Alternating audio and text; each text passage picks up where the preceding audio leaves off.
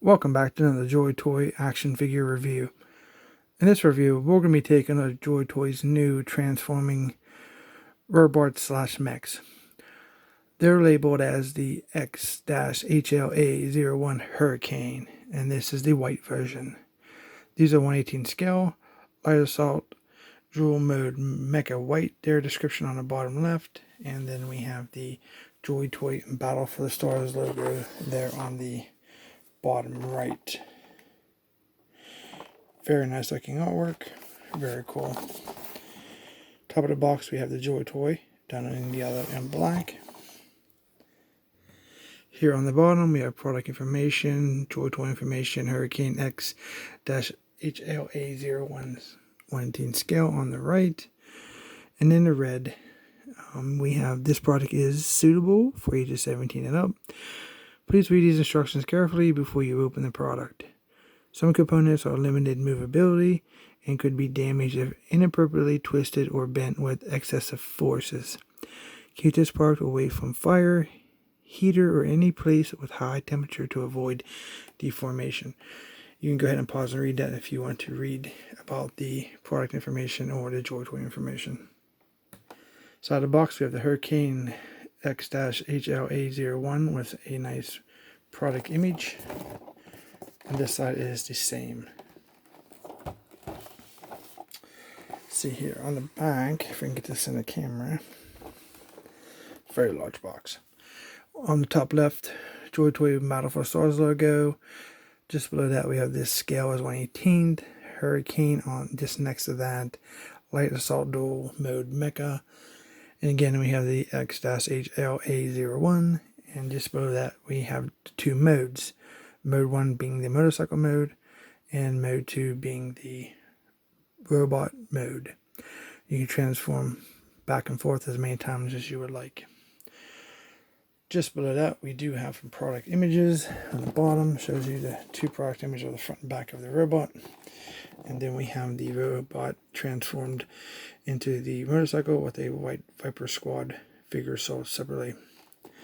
Here on the bottom left, we have warning: check gadgets, small parts, not for children under the age of 3. This product is not a toy, it's all collectible, recommended for ages 17 and up. There's UPC, made in China. So let's go ahead and get this guy outside the packaging. Looks pretty cool. I do have a nice product stock box. Pretty nice. Here's what the actual mech looks like. Inside the actual clamshell. Also comes with this instruction manual. It's all done in black and white.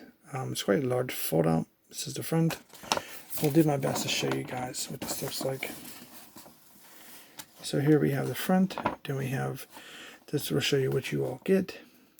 Then we have step 1, step 2, step 3. Feel free to pause at any time if you want to see anything. We have steps 4 and 5, 6 and 7, 8, 9, 10, 11, and on the back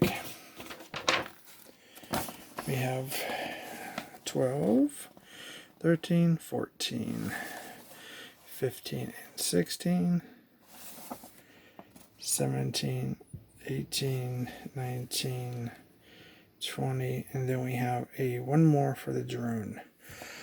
So looks like we have 20 steps to transform this bad boy into a robot, or probably in reverse to do back to, well, transform into a motorcycle and then reverse back to a robot. Alright, so let's go ahead and get him ready and take a look at the robot outside of the clamshell. Okay, here he is outside the packaging. So where to start? Let's start on the idea of the overall engineering. The whole thing is a peg system. So what does that mean? It's basically a hole in a peg. The figure overall is a little fiddly. Things fall off a lot. Things fall off because you have to relocate some parts from one spot to another during a transformation. So you're going to see as we look at the figure on how things work out for me. So let's take a look at the aesthetics and the overall articulation together for this figure. Starting with the head, he does have a red visor, a red eye. We have some gunmetal on his side, a little bit on the top. Articulation wise, he does look up. You can look down a little bit and then back to stationary. Side to side is just basically a little bit until he hits the rails on each side. So the arms are on a ball joint. And there's one of the reasons. This is what I'm talking about. Throughout the entire figure, it's a peg and hole system. So they do fall off. So it's definitely very irritating, so to speak. But anyway, arms rotate 360 all the way around. The arms can raise up. And here's another example of the peg system. Here and here. Very nice. They can roll all the way down if you like, and then they rotate down all the way. And I just lost a foot. Put that back on real quick. So there's rotation right here, all around 360. And as you rotate it, things just kind of fall off. Got to peg it back on. Double jointed elbows. They got a joint here and a joint here, which will give you, the best bend ratio you could ask for. Okay, and arm fell off again.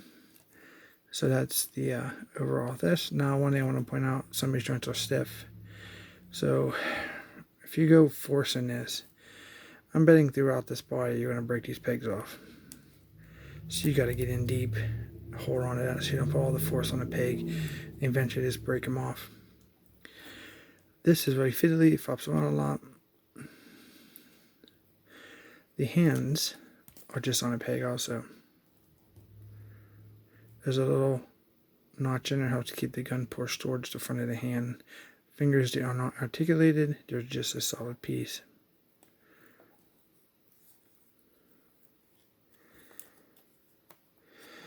So let's get his upper body out of the way so we can look at the lower body. So he does have a very nice, perfect hap crunch. Probably due to the transformation. Back to stationary, and then if you get one click back for a little of a back. This part here does rotate all the way around 360. If you want to do that, I'm not going to do it because parts are going to fall off. So, but you can get that. He will sit, get a hold onto the ab crunch there, and he will sit perfectly. But if you want to set him in a chair, you're going to have to remove these roll pieces. He does a split like a champ.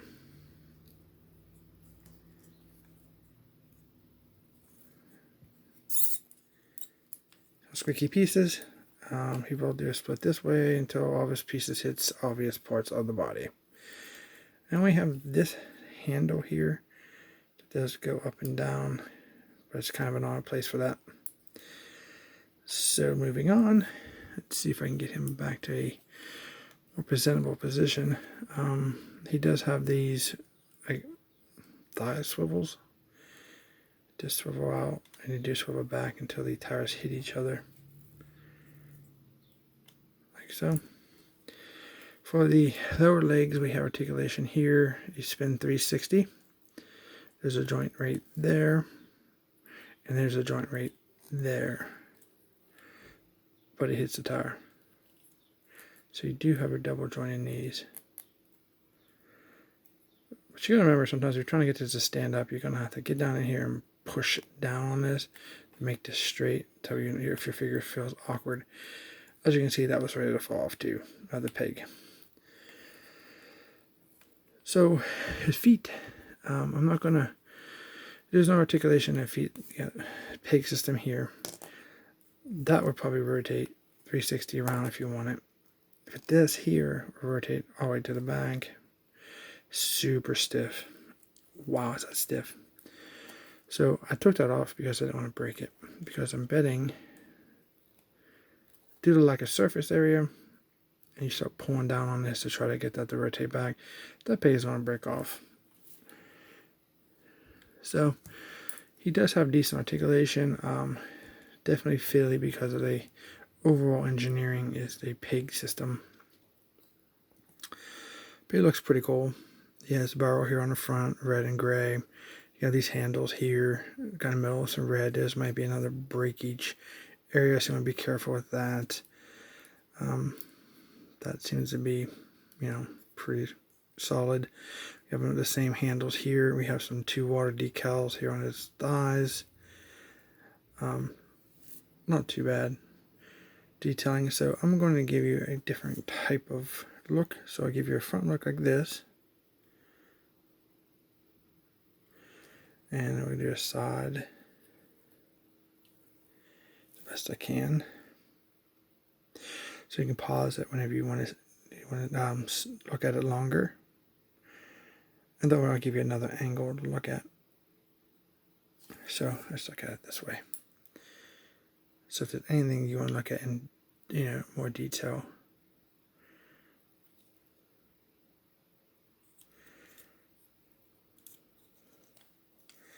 just fold up. Like I said, it's very fiddly, so pieces move. When you move one piece, another pieces move. I do have this device up here. Not sure what that is. It's kind of like a box type with a sensor, maybe some rockets. I'm not sure, but it's pretty cool. All right, let's take a look at some of his accessories. He has 2 sets of hands. He has 2 open hands. The top of them. That's all stationary. None of the fingers are articulated. They just have that little notch. Actually, this ones don't have the notch in. It's more of a grabbing. I don't think these hands are going to hold the gun very well, but they're very easy to swap out. The other side of hands we have 2 fisted hands.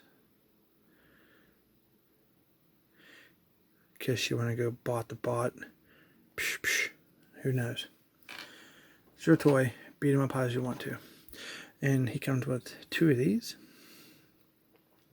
Off-white base of the gun, like his the figure's body. We have a gunmetal silencer, black foregrip, black handle and trigger. We have multiple handles on this thing. Where the stock would be, we have a double handle here, black scope device, handles up top, 3 pegs on the bottom.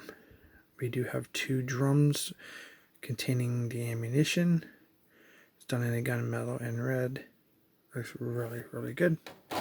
I do like the guns. I think they look fantastic.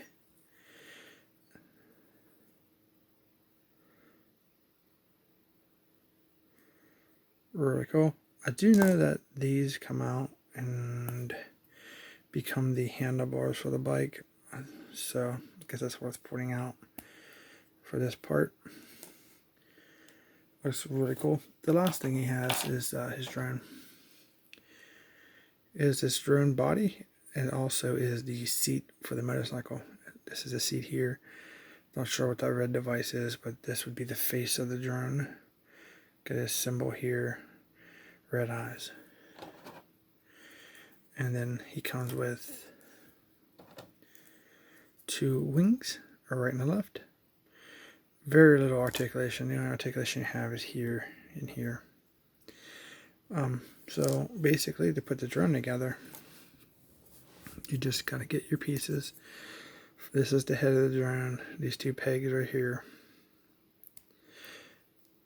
If I showed you the back of this or not, it has a gray piece on the back of there. I'm not gonna push these all the way on because they're very stiff, and I want to see if I can figure out a way to get them on without breaking my pegs. But that'll give us an idea of what it looks like. And simply just fold it back. And of course the wings can, move here.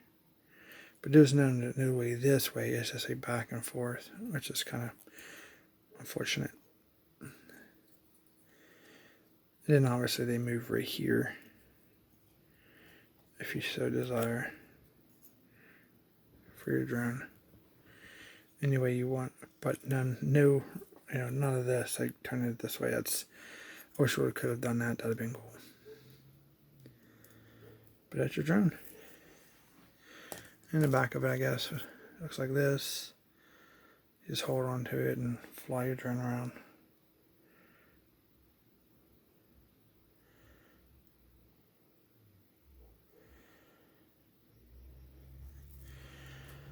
Okay, let's set him right here for now, if you guys can see him. I'm not sure if you can, or maybe right here. That looks good. Let's bring in the 10th Cavalry figure so you can see how he scales with that. That's pretty cool. I do have a Fortnite figure here on the table with me. Don't have much for other figures, but that gives you an idea. There's a 1/18 scale figures. What else would be kind of cool for comparison would be these attack support robots that we got recently from Joytoy. That's how those would scale. Looks really good. And I guess we could bring this guy in. Take him out. And that's how they scale. Very, very cool. So let's go ahead and remove those. We'll take a look at how well he holds his accessories. So he didn't got very many. He just got his 2 guns basically. Bring one in. So if you might have noticed on the hand, it does have a peg right there. Just knocked him over. Try to do this on camera. So you got to get the gun. Now this is a harder plastic. It's not rubber we're used to, but you got to kind of wedge it in front of that little notch there, like so. And you can see how that notch keeps the gun pushed forward. And he can hold his gun up. His shoulder and elbow joints are strong enough to hold the guns up, so we don't have to worry about that. And that's what happens when you pull off an arm. So I'm going to go ahead and add this gun because it's a lot easier when you have less to mess with. And put it in this hand, and then I can reattach it. If you notice, it does have a 21 on there, on the shoulder thing, on the shoulder pad there.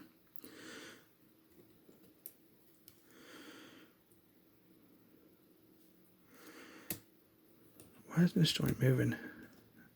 Definitely some of the stiff joints. And that's stuff like that where I think breakage could happen. We have this dual wheeled, straight armed. Can hold both guns, no problem. And then we can bring his arm down. Utilize that elbow joint. Can get a pretty tight bend if you so desire on the guns. Looks super, super cool.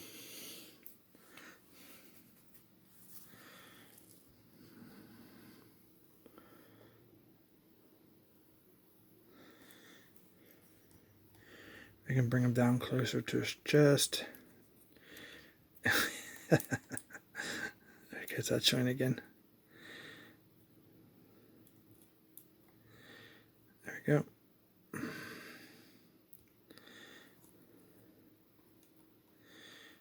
Okay.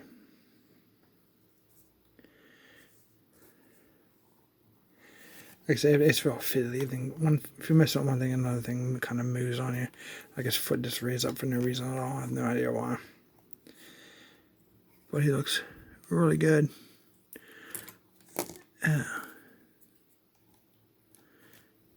Alright. Definitely getting annoying. So. But overall, it looks really, really cool. Let's just talk about the engineering a bit. As you've seen, very fiddly, peg system.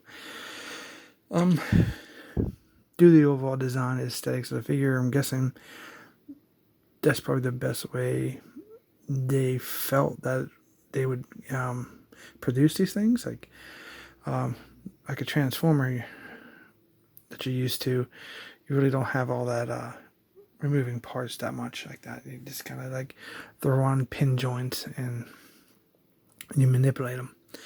But this is definitely a different style of transforming a robot.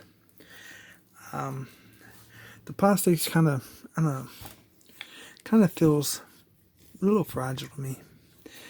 These are definitely not for kids. These are definitely for collectors.